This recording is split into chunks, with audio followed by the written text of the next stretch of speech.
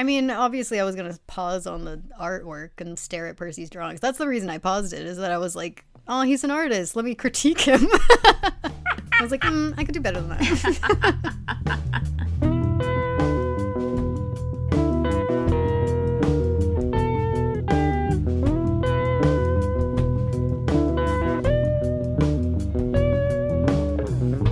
Hi, everyone. Welcome back to Monster Donut, a literary and historical deep dive into the Percy Jackson TV series and all of its following spin-offs. I'm Emily, a classic scholar-ish. And I'm Phoebe, a dramaturg and story consultant. Imagine if it does have following spin-offs. I'm sure it must. It's gotta. That'd be so good. Listen, I want to see Walker as Son of Neptune Percy so bad. Yes. House of Hades with these guys writing it. So good. It's really mind-boggling that I can open my computer and have episodes of the show that I can watch. Like, sometimes I'm like, I don't know what to do right now. I have a couple minutes of free time, and I just will turn on Percy Jackson. Just because I can.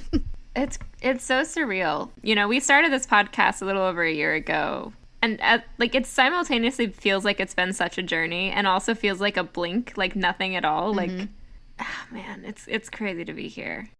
So, this is kind of like a season 2 of Monster Donut in my head. Yeah. Which means that we might have to restructure the way that we talk about the show versus the way that we've talked about the books. But I think for this episode, we're just going to talk about it chronologically and see what happens. I mean, if we were doing our usual format, I'm putting that in quotes, we would just wait for the whole first season to be over and then just talk about it. Let's talk about the whole thing in 1 hour. So the two of us are very, very fortunate and have gotten to watch the first 4 episodes at this point, and have also gotten to interview a bunch of the creatives about those episodes. Mm-hmm. And we'll be including clips from those interviews throughout these episodes so that you can get that behind-the-scenes perspective on whatever we're talking about. Yeah. Also, a warning up front, if you are watching this series but have never read Percy Jackson, you should not start the podcast here. We are going to be talking about spoilers for all of the books because we just spent the last 25 episodes reading them. So if you don't want spoilers for the whole series, go read the first book and then listen to episode 1. Okay, so this episode takes us from chapter 1 through chapter 4 of The Lightning Thief. We start off with Percy's iconic opening page, basically word for word.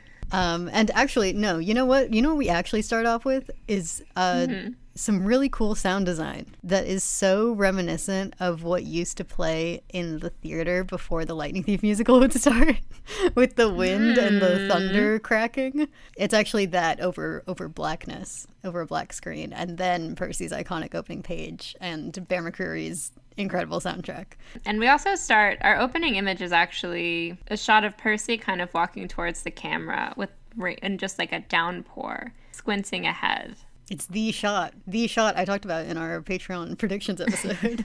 And then we kind of get a little bit of a montage of him growing up, encountering fantastical creatures as he does his opening page monologue. Yeah, I think our actual introduction to Percy it's very fitting. And I'm talking about not that opening shot of him on the beach, because we'll come back to that, and that technically takes place later, and we're meeting him, but we're not being introduced to him totally. He's still giving his warning. I do want to pin, though, that is our opening image, because when it comes back, I want to... Yep, I've got things to say. About it. We'll come back to it. But the actual way that we meet Percy as, I think he's a second grader, it's that... I don't know how they cast that kid. The kid... That was one of my notes, is that when we saw this clip at Comic-Con, I literally for a second thought that he was just Walker CGI'd to look younger. I know. Incredible job. But what we see is Percy narrating, but as a teacher sprints down the hall, and the kids are staring at something out the window, and the strings are playing this high kind of eerie note.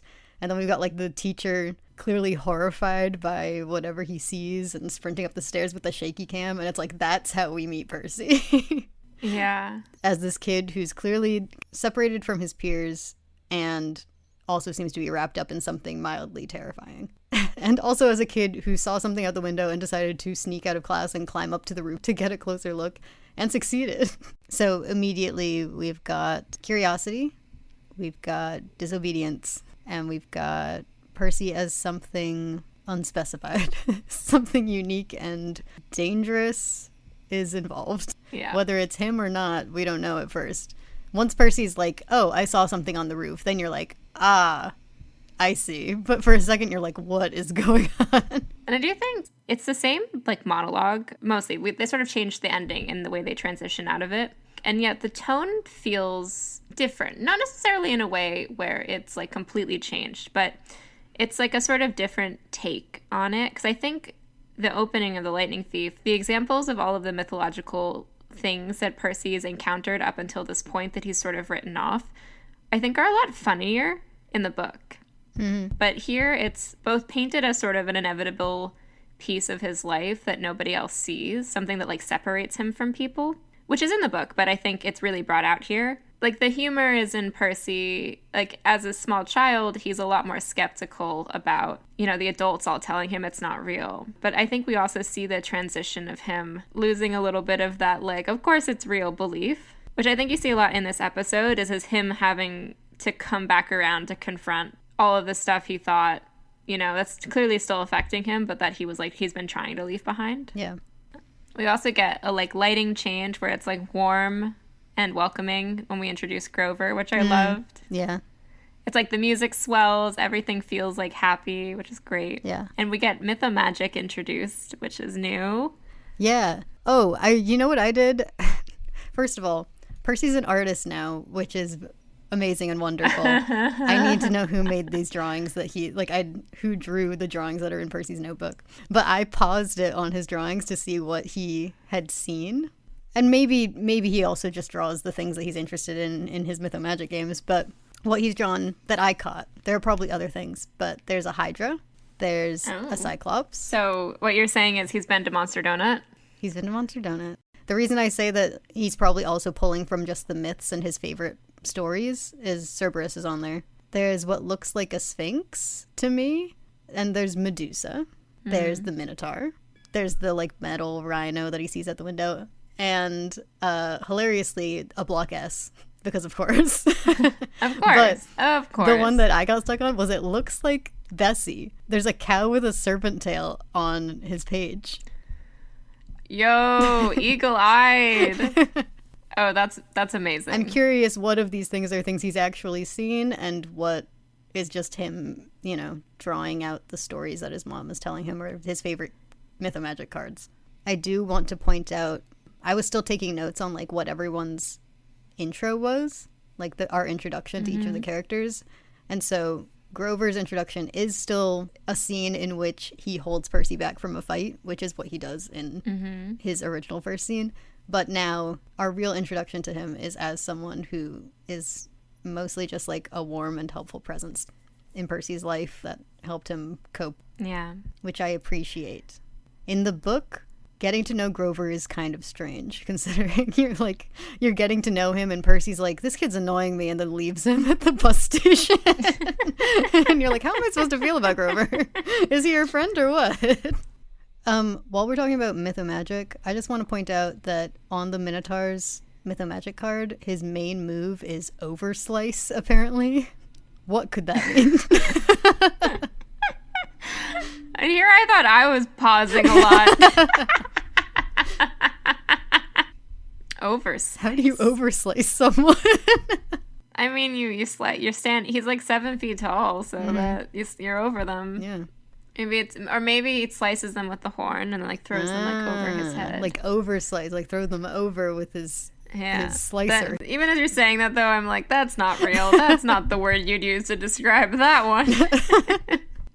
So, once Percy's narration ends, we get to the Met. It's kicked off by Chiron saying, what you see here, they are not fictions, they are not fantasies. What you see here are the truest and deepest parts of yourselves. Friends, the gods, monsters, heroes you see here in this room are reminders of what we are capable of. Which is just like a concept that I'd like to hold on to, because it's like the first real dialogue that we get in the whole show. And it's also Chiron's first line. Gotta keep track of those. Yeah. And then just the way we set up the mythological world as reflections of humanity, and specifically listing the heroes in the room as these sort of inspiring figures, which is in direct contrast to what we'll hear from Sally like 2 seconds later, when she questions whether the heroes in the room are even heroes. Is Percy's first line mom? Percy's first line is mom.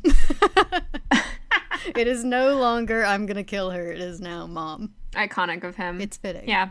But that comes after we get the Perseus flashback, which is our intro to Sally. They're standing in front of the Perseus and Medusa statue, and he's mentioned already that his mom, in the narration, that his mom told him all these stories. And then I think we get what rings to me as a very sort of like, a lot of the time I found my instinct as a writer, and I noticed this in the show, is whenever you want to like have something you want to use as a touchstone, you kind of need to set it up right at this part of the script of the story. And so I found it really interesting that the scene with Sally and the way we're introducing her is we're also setting up what is probably going to be one of the main themes of the whole show, if structurally these writers are working the way that I think they are working, which is, well, okay, so first Percy asks her, is that why you named me after him? Is because he was a hero? And she says, what makes you think he was a hero? Percy answers, because he kills monsters. Sally asks again another really important question, which is, and what makes you think she was a monster? Very interesting, considering specifically we're talking about Medusa here, which, again, putting a pin in, we're going to come back to that. And then we sort of get the end of that thought from Sally, which is, not everyone who looks like a hero is a hero, and not everyone who looks like a monster is a monster. But I do really like that Sally's the one asking these questions, especially given the sort of Sally-Medusa parallel that we kind of talked about a lot in our first episode. Yeah, I think it's important that probably the most sympathetic character gets these lines, and that they're like her first lines. And we're using this time to set up this idea of, like you said, what is monstrosity and what makes a hero, and how can you tell the difference? And then we're pairing it with the idea that both heroes and monsters are both things that we'll find the truest parts of ourselves in, as like our introduction to the story. The amount of weight that they're putting here, it's like a massive sign in flashing lights, like, keep this in mind, question yes, exactly. We're signposting the thesis statement. This is our thesis statement. We're going to come back to it periodically in our supporting paragraphs, and then we're going to come back to it again in our conclusion. Yeah. I do want to bring up the fact that Sally has been telling Percy these myths, that Percy is learning all of these stories from Sally. I think we talked about this a bit already in our predictions episode, but if you don't pay us for that, you kind of missed that conversation. But it's a shift, that the fact that Percy now learned all of this from Sally, and it's important to, I think, their relationship and to how we view Greek mythology throughout this series, and to kind of establishing the storytelling theme that we've talked a lot about.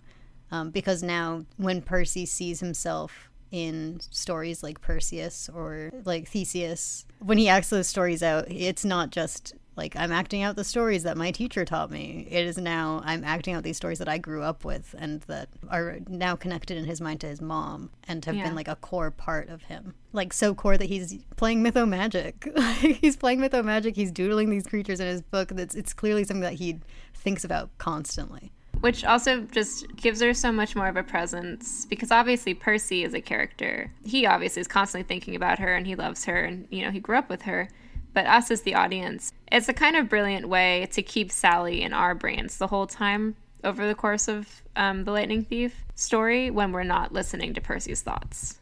Oh man, and this is going to make in season 3, Nico showing up as a 12-year-old with these cards. Or sorry, like was it an 8-year-old, 9-year-old with these cards? I know. I was like, I cannot wait to see Percy and Nico interact now that Percy is also a Mythomagic kid.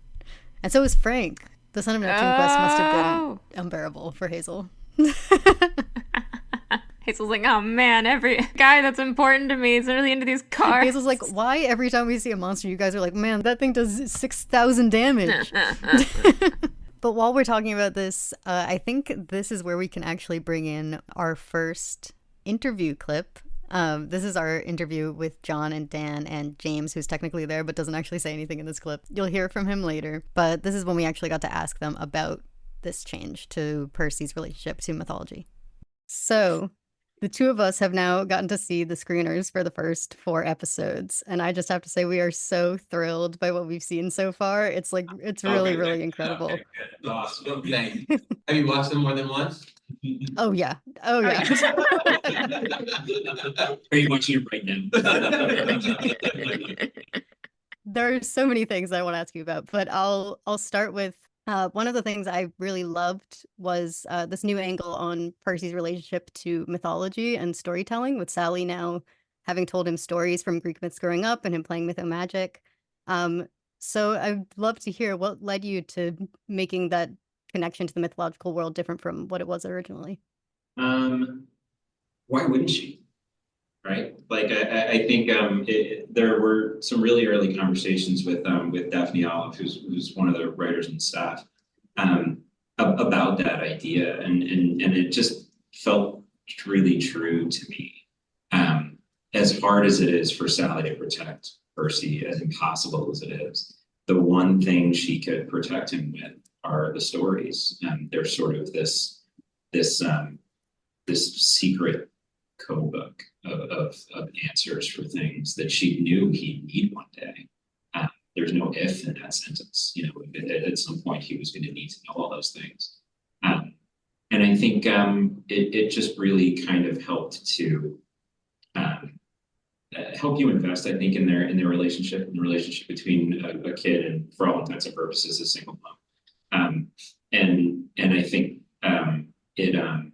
it's one of those things also, weirdly, that, like, I don't think it's mentioned in the book, but I believe it happened in that world. Like, I don't, you know, and I think when we started talking to Rick about it, there was never a moment's hesitation from him either, that it felt like the kind of thing his Sally, canonical book Sally, could have and maybe even did do. And so I think that was part of the fun of the game here, sort of pulling some things out of the shadows of the book where they probably existed and shining some light. And just giving him all those tools that he needed, that she couldn't fully share all the details at this point, but she wanted him to have everything to work towards it once she knew she would eventually have to share the real story, the story with him. And then Dan starts talking about spoilers for episode 4, so we will come back to him. We should talk about the part of the myth that Sally actually tells him, though. Because in the book, Sally tells Percy that he's named after Perseus because Perseus had a happy ending. But in this, it's more Sally seeing herself in the myths and seeing her story in the myths. Yeah. And she explains that Perseus and his mother were cast out by a very angry king. Perseus's mom, named Danae, or Danae? I think it was Danae. She has her baby with her, and there's a storm on the sea, and she says to keep him calm, to keep him together. Although I don't think it's like a baby, and the way she tells it, it seems like Perseus can understand her. But she says in this beautiful whispery voice, "Hold fast, Perseus." ASMR. "Brave the storm that is meant to break us, for we are unbreakable." As long as we have each other. As long as we have each other. For some reason, I didn't write that part down. Which fascinated me. I remember because we saw this part of the clip at Comic-Con, and afterwards Erica from Seaweed Brain came up and was like, "Is that in a myth? Is that a thing?" And I was sitting there and I was like, I don't think so. I think they just made that up, because that doesn't sound like translated Greek. And most of the time when you see these kinds of stories, a lot of ancient Greek myths don't really have dialogue like this, especially. So I was like almost sure that this was sort of a invented line, an invented part of the story. But just to make sure, I did go on a bit of a deep dive to see what we know about this story. Mm-hmm. As did I. Yeah. What was interesting is there's apparently several lost plays about her, which I did not know. So there's the Sophocles one. There's a couple more series of plays, which makes sense because Perseus is quite a big and probably would have been a quite well-known story. And a lot of Greek plays were sort of trilogies. So you'll hear about like the Oresteia or a series of 3 plays that are about Oedipus. Like they kind of come in those sets. So the story of Perseus definitely like has enough material for 3 plays. So I was looking through to see if there was any surviving dialogue, and we do get some dialogue quoted from some of these plays of her like coming to shore, but none of it really seems to be focused on this part of the story, sadly, at least what we have surviving. Like her story of like meeting a god and her becoming like a parent to a demigod is sort of like 1 or 2 sentences at the beginning of this huge sweeping epic. And it made me think a lot about Sally, and that even still she is seizing on to these other women in these stories that have gone through something like her. And it made me wonder about like how much more of that story she might identify with, like especially like the feeling of being trapped. And something else that's interesting about that story is, at least in some of the myths, there's a storm on the seas, and Poseidon is the one who like calms the storm and brings them to safety. So, yeah, I was curious about the language here. This was part of why I looked it up, is also because I wanted to see if this exact dialogue was from somewhere. The storm that was made to break us was an interesting way to phrase that, was like someone created this storm to break us, and if we're using that as like a parallel. And I started wondering if it would make sense to talk about why Perseus and his mom were put in the chest in the first place, because that king, the angry king that Sally talks about, was Perseus's grandfather, who was given a prophecy that that child would overthrow him one day. It just feels like there's a lot being set up here, parallels wise. yeah. Also, you didn't bring up this poem by, I don't know how to say it, if it's like Simonides. Let me. There's a poem that is from Danae, her perspective fragment. I found a couple translations of it online. But this fragment, it's about her in the chest talking to Perseus. The top Google result when I Googled it was new version by Don Harmon was the translator. Yes, that one, because it was on a page that seems to be just about like someone having a meeting about something, I was like, I don't know who wrote that one, but we'll read from that one, sure. My child, troubles have me, yet you sleep so soundly, oh baby on my breast. In this bleak box, moonlit, bronze-bolted, blue-black dusk and gloom you lie. The salty brine drowns your drenched locks, but you give no attention to the surge of waves or howling racket of the wind. You lie. Your sweet face peeks through the purple robe. But if you took our terror for a terror, your little ear would hear my sad lament. Sleep, baby, sleep, ocean, sleep, boundless evil. I command you, change will come. Zeus, Father, may some change come. Forgive presumptuous prayers. Whatever words I say are far from just. This is as close as I could find to what Sally says to Percy here. And it's not what Sally says to Percy here. I'm sorry, I'm reading this guy's paper on this because I'm curious. That's really interesting. He would have lived a little bit after Sappho would have. His writing style, it reminds me a little bit, not of Sappho's, but they're both a lot more personal, the way they write, versus a lot of more of the ancient Greek lyric poets that would have predated them, or even been contemporaries of at least Sappho, were a lot more like Homeric in the way they would write. It was a bit more epic, at least the ones I've read. Because the way I read this was, because this is the only version of this story that I could find, I figured that this might be something that Sally has read, and that this is the poem that she saw herself in. And so I guess if it's actually a rare perspective to see, I think even if the words that she says here aren't the exact words that are in the poem, she probably did read it. It makes sense that of all of the versions of this story that she would gravitate toward like this specific, like I find it actually kind of charming that she would zone in on this very specific fragment of a poem that exists about a woman no one else was talking about, because it's the one that she recognizes herself in the most. So back to the Met. We're still on chapter 1. I know.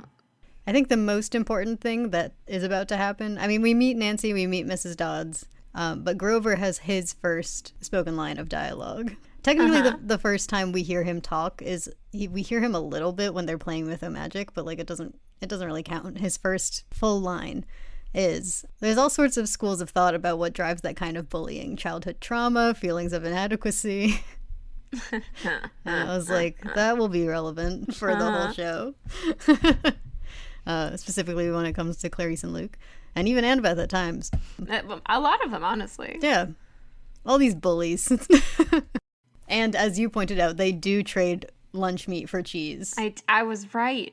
I also love Grover, another one of Grover's first lines, which is to Percy. If there's one thing I know about bullies is that you should never, ever stand up to them. Yeah. Because I think when I'm reading The Lightning Thief, Grover is definitely like a pacifistic character, but I feel like this is one of those things where they're really bringing out this aspect of his character, which is great. I love when they're talking about like what they're going to do about Nancy, and Grover's like, there are people who we can talk to at the school, and Percy's just like, oh, I was thinking about shoving Nancy in the nearest dumpster. And I love Grover's little like, oh, afterward. Like Arian and Walker they're killing it immediately. They're killing it. They're so good. Also, speaking of people killing it, Nancy Bobofit, I wrote down, is acting. Mm-hmm. Her performance is amazing. She's really just giving it her all. Something that I was surprised by when we saw this clip at Comic-Con, it was very surprising to me because we see the quote unquote push, but in the book, this is actually, I think, the first example we get of that like blinding rage that tends to take over Percy, because he blacks out and can't really tell you what happened to Nancy. Like, he genuinely might have pushed her in the book, but he just hears the other students saying that it looked like the water reached out and grabbed her. But here we see it plain as day. Like, he goes to push her. He actually does go put his hands out to push her, but she gets, like, flung back into the water before he even touches her. In this case, we're leaning into this idea that Percy is seeing things, like really seeing things that he shouldn't be, which is a big thing in this first episode. So Percy needs to have that very clear vision of what happened that day so that we can tell him that he's wrong over and over. But yeah, that's something that is important to this episode, is the idea that Percy is starting to think that there's something wrong with him. Yeah. Something else I thought was really interesting too is, instead of it being a fight scene, it's like I feels almost like Riptide is protecting Percy. Yeah, Riptide's definitely like a little bit sentient. Yeah, like we don't see him really uncap the sword. We're not given a reason for him to have uncapped the pen. Although he feels it vibrating when she comes over to him. So he's given like a little bit of a clue that there's something going on. It's this very almost passive moment. Like, it's sort of like, we've talked a lot about agency too. And I thought that was really interesting because it doesn't feel like he's got a lot of agency in that initial encounter. It's just sort of a lot of things that happen. And then she just vanishes to ash. Mm-hmm. Speaking of Mrs. Dodds turning to ash, we have a clip from our interview with Erik and Jeff where we talked to them about the process of creating the way that monsters would crumble when you killed them, which we'll play now. Something I was thinking a lot about was just how big a role you guys play in the world building of this show, like, and how all the magical effects and all of the magic essentially really kind of comes out of a lot of the visual effects. I was curious if you could talk through some of your thought processes, specifically with effects that are going to be recurring, like for example, when the monsters are crumbling away once they're killed, and how you're sort of setting that tone for the rest of the show. Yeah, there was there's definitely a design and exploration process. I think what was interesting about the monsters crumbling is that we needed to set a language for it, but then multiple vendors on the show were doing the crumbling. So, ultimately that's what Erik does so well, is like he kind of keeps us all in the same, paddling down the same stream, but we can have variation between them that's specific to how and the environment that it crumbles. So the first one we did was really the way the mom disappears that you saw in episode 1. And that there's elements of that riff that we riffed off of for the way the Minotaur crumbles, but that had a different feeling to it. Obviously, it didn't have the golden light and kind of turned into this, black crumbles. And then there's also the way Electo comes apart in episode 1. So they all share the same language, but they all have variations that make them more sort of creature specific. And then immediately after that, we get cut to black, and the voice, the principal, I assume, or the headmaster of Yancey Academy talking. And he says, "The truth can be so hard to determine, but in this case, the truth is hard to deny." And we find out that this is Percy's disciplinary hearing. Yeah. I'd love for someone to identify the painting that was behind Percy and Grover in this scene. I'm sure there's something there that I can that I can dig into. But this scene is kind of where we get our first like massive change, which is Grover betraying Percy and getting him kicked out of school. Yeah, and you really get the deep. It cuts hard. It's a cut. It hurts. It just immediately establishing a totally different dynamic for these two than we're used to.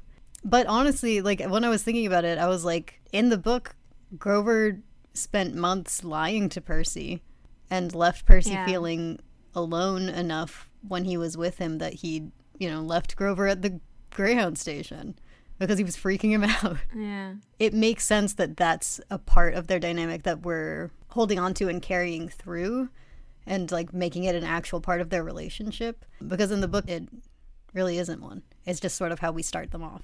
But here we're getting like a real actual betrayal to set them off. It made me curious how we were going to handle the betrayed by one who calls you friend line later on. If we were like really trying to set up reasons why we're going to doubt everyone on this quest and like consider that maybe Grover would do it. Maybe Annabeth would do it. Yeah. I think the betrayals also there's a lot of betrayals in especially this opening episode. Or a lot of times when Percy feels very betrayed by the people he's trusted most.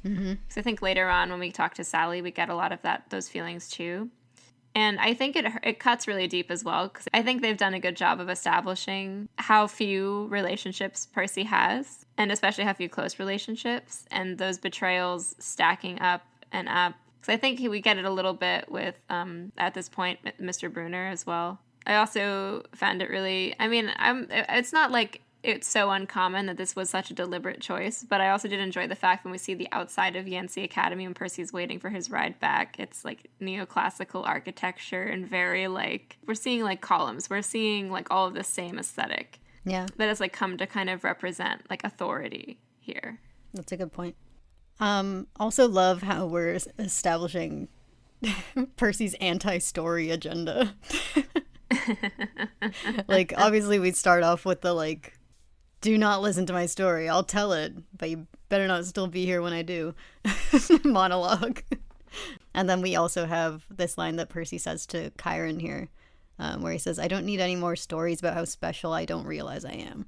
And we'll get even more in the scene with Sally later. But Percy does not like the way that adults use stories, and the fact that so many of them are used as a way to try to explain to him why he's special. Like, he does not like the word special, and he doesn't like people trying to make his life into a story.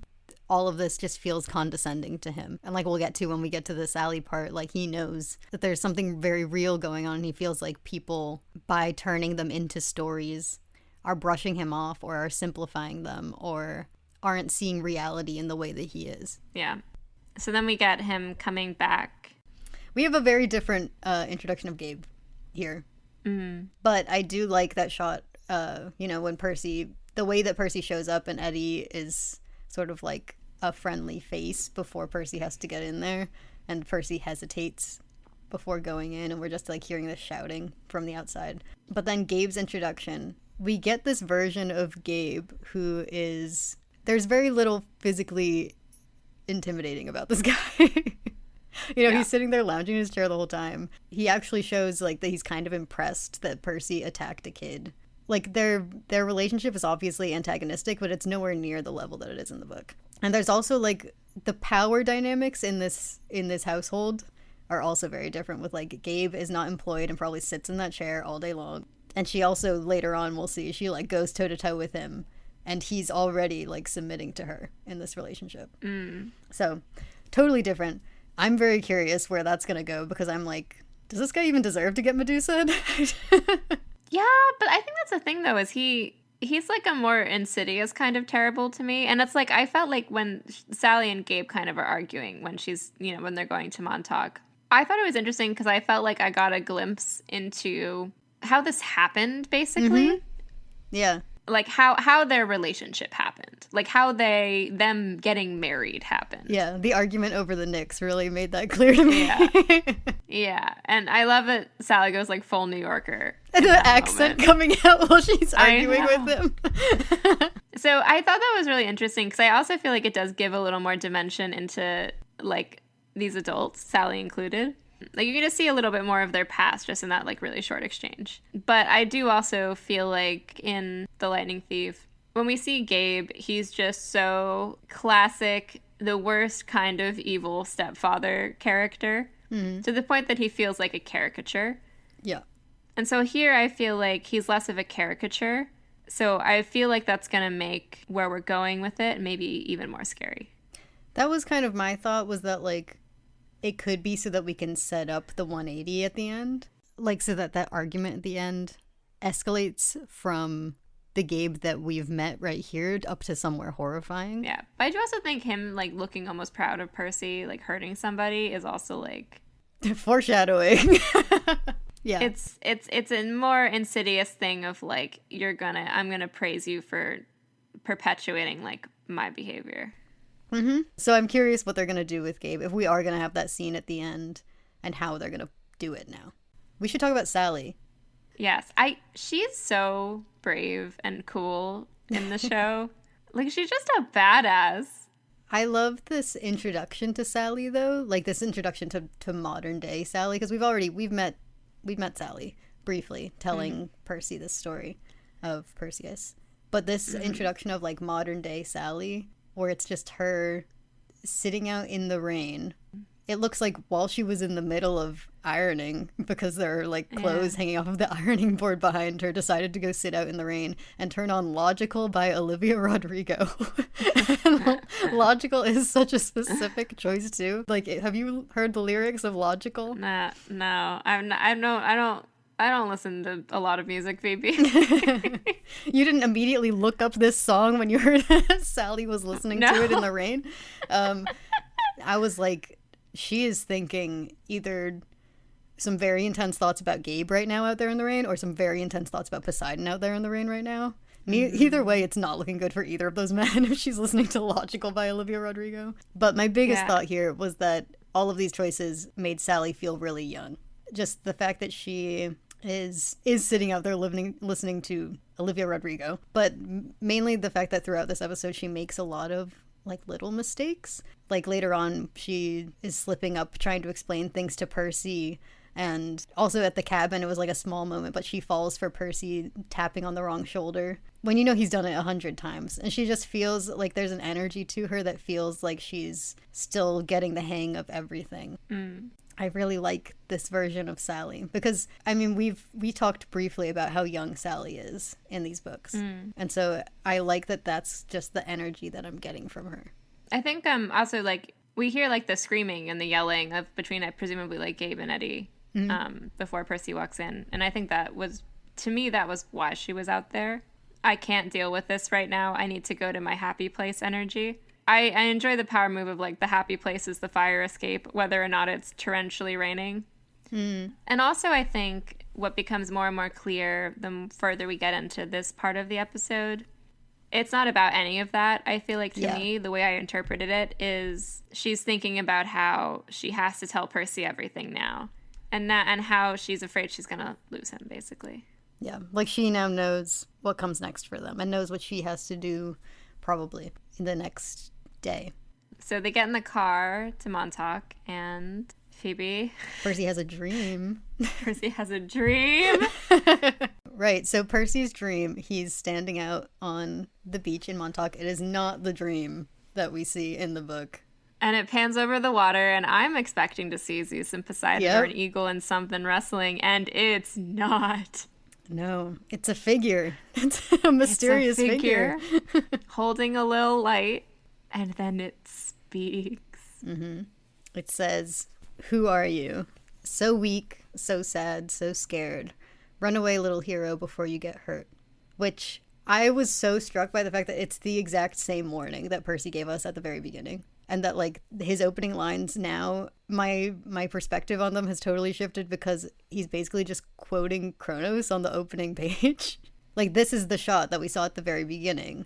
So, like, this is very explicitly what we're referencing, is Kronos saying, "Run away before you get hurt," which is what Percy says at the beginning. Turn away while you still can. And that's just, like, fascinating to me. That's wild. I did not make that connection at all. I was thinking about how, like, if we're thinking about storms that we have to weather. The first storm we see in the show is this dream. And I was thinking about how, to me, I wonder if this is sort of sending that subconscious message of like, this is the storm. This is the main trial you have. Which is, it's funny because it's like the imagery, the storm, the voice. Nick Moraine killing it, by the way. Not what I was expecting for Kronos' voice, but like nailing it. Yeah, that description in the book of like stones scraping together. Really, you get it. It's like, it's raspy. It's almost like he's sick. And I was thinking about how in the book the voice starts to feel stronger and like more real over time, and I can totally see that happening with the voice that we're starting with here. But yeah, anyway, the words that he's actually saying are not actually that scary. I mean, just the idea of a mysterious figure saying that you're so weak and so sad and so scared is kind of scary. But the fact that the first things that Kronos is saying to Percy, they're a warning, run away. And like the fact that he seems unaware of Percy and like unsure of how Percy ended up here in front of him, and like seemingly is trying to help him. Definitely not. He's seemingly trying to help him. That's their first interaction. Yeah, who are you? Run away, little hero, before you get hurt. Fascinating. Fascinating. I want to come back to this later. I don't think I have much to say now, but I'm sure we'll have plenty to say about, like, I'm imagining that once we get to Kronos, it'll be a lot like when we had to go back and look at everything that Kronos had ever said to try and figure out what was going on with Kronos. I'm feeling like that again. In the book, does he have his first Kronos dream after? No, this is his first Kronos dream in the book, but it's only in that I think he hears Kronos' laugh.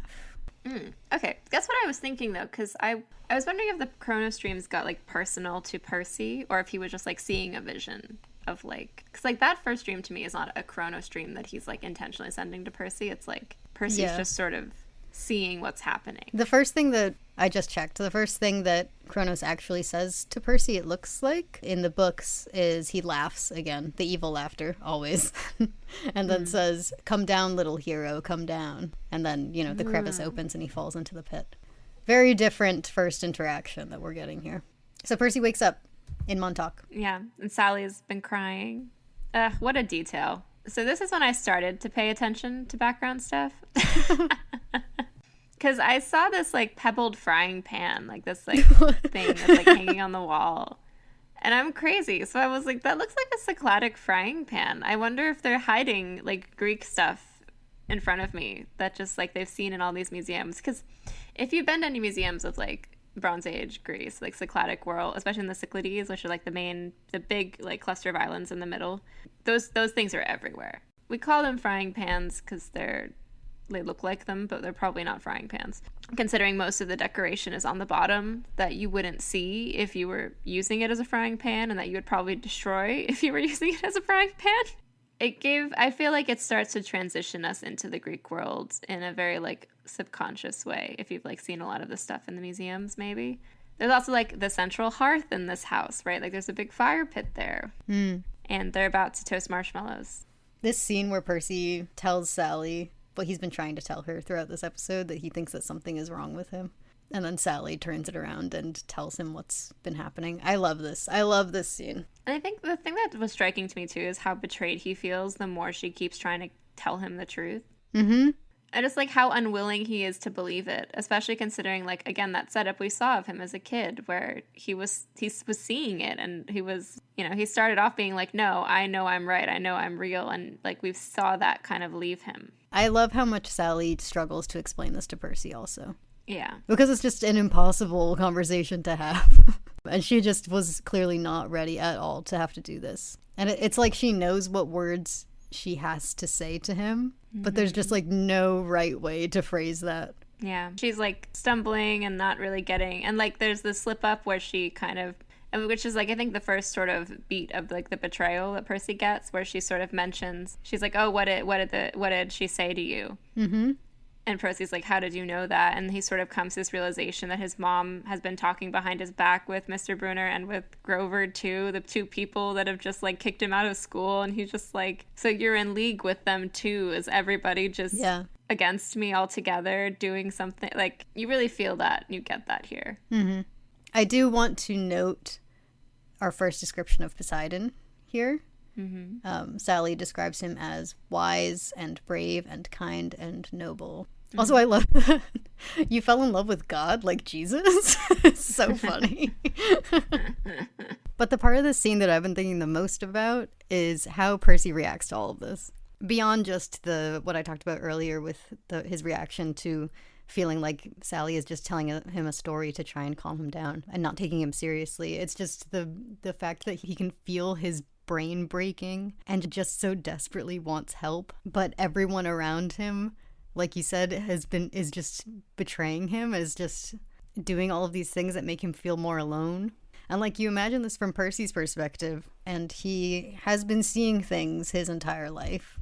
Mm-hmm. And, you know, he'll look away and then look back and it's actually a garbage truck. And that's something that he has to live with. And then now all of a sudden one of the hallucinations is coming after him. And also, you know, Nancy is flying through the air instead of being pushed by him, but everyone's saying that he pushed her. And it's just, I'm glad that we're spending so much time on just how terrifying and how lonely it must feel for this kind of thing to be happening to all of these demigods. And that entering this world is like really, really scary.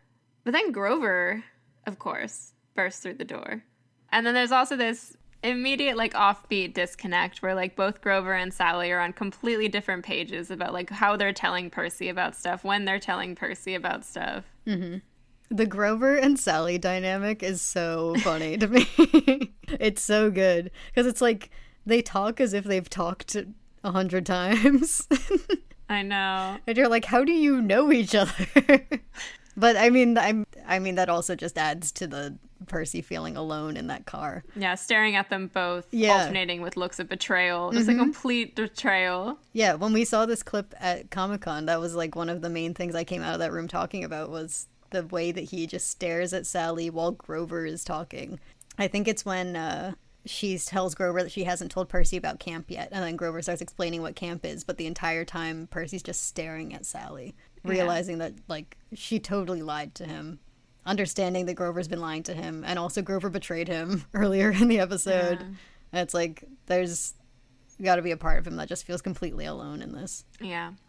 My takeaway was, I'm actually 24 is one of the funniest lines of so dialogue funny. in the Like, that's a line I would have written. It's just, like, very my sense of humor, so I think that's why I think it's so funny. I think why it's also funny is, like, there's an added bit of humor that comes from the fact that he's 26 in the book, and so 24 is also just a shocking age to come out of his mouth. And then we get the Minotaur. Mm-hmm. Which spawns, like, in a flash of lightning, which I thought was so fascinating. It spawns like a monster in a video game. Yeah, it does. I also love the shot of the Minotaur coming up alongside the car. Yeah. It's so, like, just the whole car crash felt very, like, I felt jostled. I felt like I'd been in a crash. Did you catch as well, like, right before they veer off the road, Sally puts her hand across Percy to, like, stop him? Yeah. The car crashes, and then they start making their way up to Half-Blood Hill. We get our first look at Thalia's tree. Yeah, and I love the way it is. It's because it's so distinctive, but it also does look like it's like slightly weird that it's there because it's not in a cluster. But other than that, it just looks... It's like if you know, you know, and it's up this really steep hill that just feels like, like a complete slog. Yeah, it just feels impossible for them to make it up there. And this is, I think, the first thing I texted Phoebe when we were watching the first episode. Mm-hmm. But Sally pulls Grover aside, and she's not treating him like a kid at all. She's treating him like a protector. And there's like a long shot of Grover looking at the tree. And then like Sally calls him over and is like, you listen to me. You protect my kid. You swear right now that you will protect Percy. Like, and I texted Phoebe like, Sally making Grover swear after he stares at Thalia's tree, ... evil, ... Yeah. I wondered when I realized what was going on, I was like, is she making him swear on the river Styx? That's crazy. Which, like, she might be. Maybe that's how they do it. They don't have to explicitly say, I swear on the river Styx on the show. But it doesn't even matter. Like we've said a million times, the power of a promise in this world, it's like unbreakable. Like, just it made me feel like Sally is very aware of the power that a promise has. Yeah. Like the sort of magical quality of swearing. Yeah. Like it feels vital that Grover promised her this. Yeah, which I think Percy picks up on. I think he has a line at that point where he's like, "What are you guys doing?" There's clearly something magical and sacred happening there. And then Percy's mom teaches him bullfighting. This is we have this beautiful little moment with Percy and Sally here, and this was a moment where I started thinking about we've shifted the connotation of Percy's name, because in the show Mrs. Dodds calls him Percy Jackson, but Sally calls him Perseus, which is like in the books everyone calls him Percy except for the monsters who call him Perseus. And so it just felt like we were flipping that for the show and just really associating Percy with the heroes especially. It made me curious how we're going to handle the relationship we have to the Greek myths and heroes, and Percy, in the books eventually realizing that he doesn't want to be like them. I am just this specific choice of like really tying Percy to Perseus. It's especially because we explicitly, like, the first time we talk about Perseus is like, why do you think he's a hero? What makes him the hero and her the villain? Like, I'm seated. I'm ready to see what we're gonna do with this. So, Minotaur fight. Sally is the one who uses the red jacket. And that shot when the Minotaur picks her up, it's so beautiful. It's this whole scene. I was telling James, I love this scene. I love this scene, the fight choreography later on. Because we see like this, this heroic shot of Percy running at the Minotaur. And you think, he'll at least get one good shot.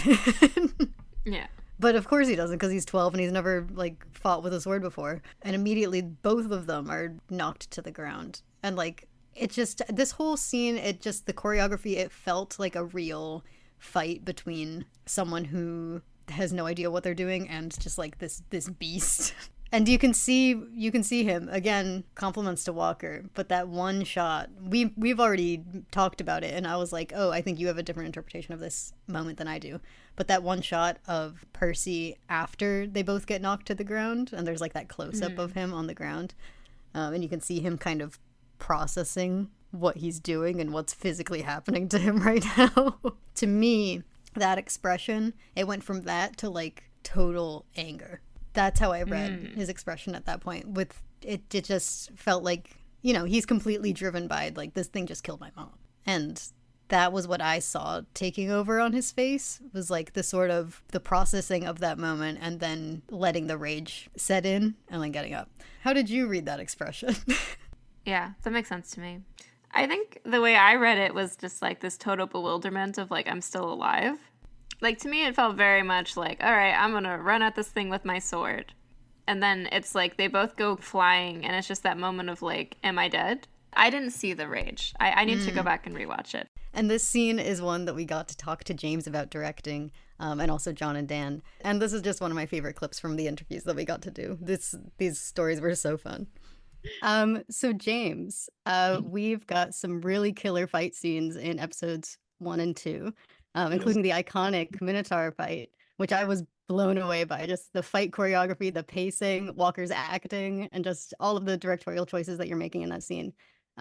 Will you describe for us the process of creating that scene? Because it was also in the rain, so that's got to have been a whole process on its own. Yeah, we're inside as well on the volume stage. So it's a lot of fun. That stage got very wet very quickly, you can imagine. We're underwater after about half an hour. We had guys like literally sweeping out the water. But I mean, really, we talked about it a lot, Jon and I, and it was really a thing about doing that sequence very much from Percy's perspective. And so a lot of the time we're not that close, we're away, because it does feel like a thing whereby we want to see it as he sees it, as he experiences it, like all the show, frankly. And so I felt like it was quite an important thing that and also, of course, remember, he's small. He's a small 12-year-old boy against a 14 feet tall, gigantic Minotaur. Even though he's wearing pants, he's still he's a very scary opponent. And I wanted to have that sense of that it should be scary from his point of view. And I felt that was quite a nice way of approaching it. Those two ideas, the angle of him, partly because of what's just happened. He's fighting him because of what happened with Mom right now. So there's an anger in it too. So there's all these elements going on at the same time. And I think it's the sort of desperation of his anger which causes him to do what he does. He's brave. And so I love that too. There are always various angles to it, and all these ideas which he then convey to Walker, who then has to convey that in the rain and in the dark. And so I'm so pleased that he kind of brings it together so well. And it's a really powerful sequence, I think. And I think that really by the end, it feels like something whereby it's not the sort of thing people can normally do is kill a Minotaur in your first fight with it. So it felt like I had a really special moment through him because of what's happened. And I felt by the end, it really felt that was a justified situation. But yeah, it was really fun to shoot and complex because, of course, the Minotaur is many things. It is a bucking kind of bronco thing. It is just a stick with a giant Minotaur on the back. It's nothing. It's another person. And then at the end, Erik works his magic and does this incredible... we designed the Minotaur many moons ago, and it has this beautiful kind of white, what's the ball called? The brown ball. Yes. Yeah, and it's kind of whitish grayish.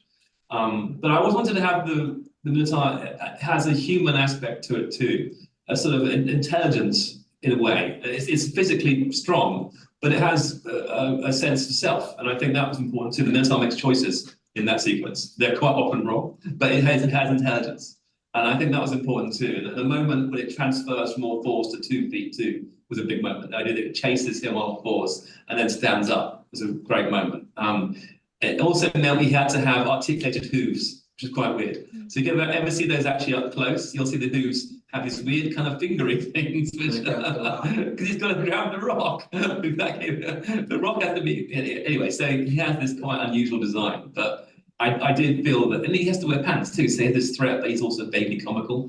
So it's many things going on, but I really, I think they did a great job. We shot this for so many days. Yeah, it was a long. And the one big mistake we made was putting Walker in that like wool, really awesome sweater, because when that thing got wet, it was so heavy and it smelled so bad. Yeah. And so he was stuck for days in this drenched. But it was good because it made him struggle. Yeah. The whole thing it's really hard to kill a Minotaur. It's really hard. And the weight of it was really helpful for him because he had to physically struggle with it. Yeah. And it's just a kid. So it's a really nice sequence that it should be hard. And it is hard. And, that's what's so successful about it. That he loved every minute of it. Oh, yeah, you can't get mad at that. Because obviously kids say, do you want to dry off? No, not interested in drying off. Very happy being soaking wet. Wants to stand in the rain all the time rather than just, it's amazing.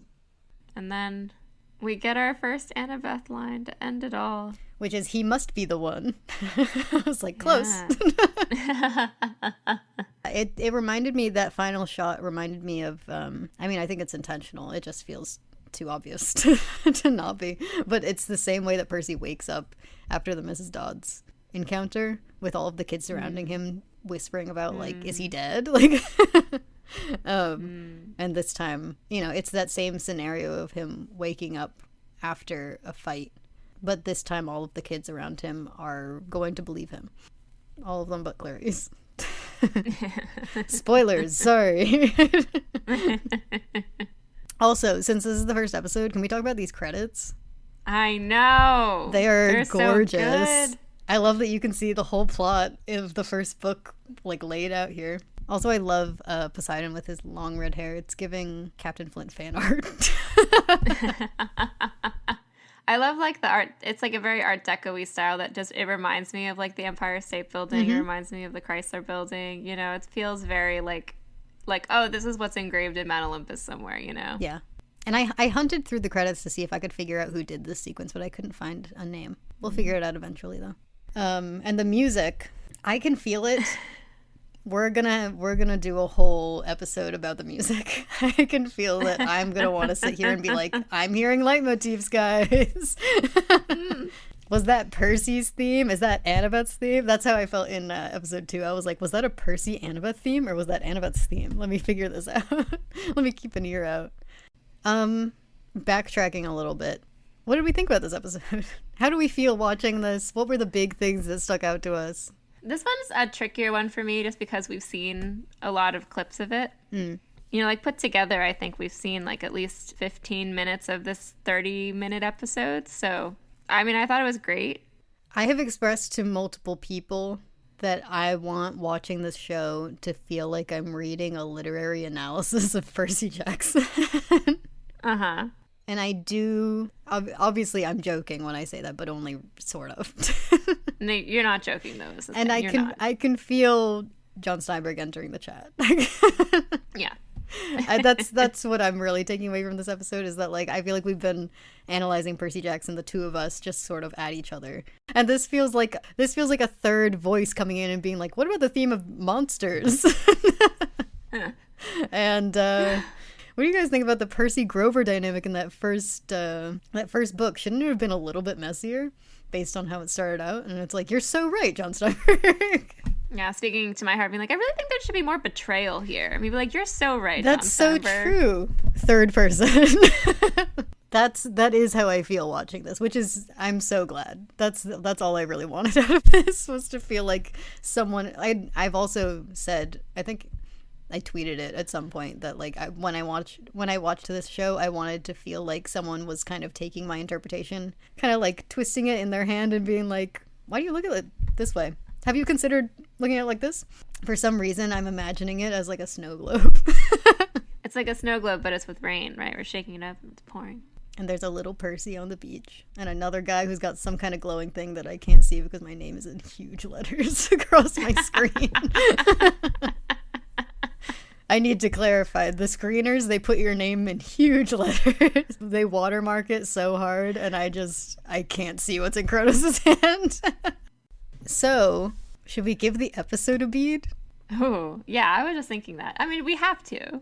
I feel like I've given too many recently, like scribbles or doodles or drawings, but I do want to give it to Percy's drawings. Specifically of the Ophiotaurus, that one. Mm-hmm. I'd do the frying pan. Because, you know, he goes out of the frying pan into the furnace. You'll have to send me a picture of the one you're talking about. It's like not even, if I'm honest here, if I'm really honest, I don't think it's an actual ancient Greek reference, but it is to me. Mm-hmm. Intent does not matter. It's what I got out of it. Also, like, the Cyclades are like the islands. Like, they're all small. They're like very seafaring ways. Like, I mean, Montauk, Cyclades, same thing. There's a beach. It's just a lot of beach, a lot of sea all around there. It's too bad that I have to draw these at some point, because my brain is like, the shot of Percy on the beach that you theorized about. You want that on your beach. I think you should take the red raincoat. Oh, of course. Yes. I've been waiting for that red raincoat, and I saw it. It was on my screen.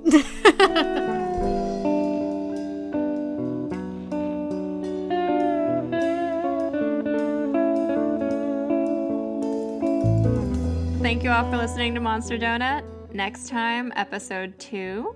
Which is titled, I Become Supreme Lord of the Bathroom. It took me a second, but we got there.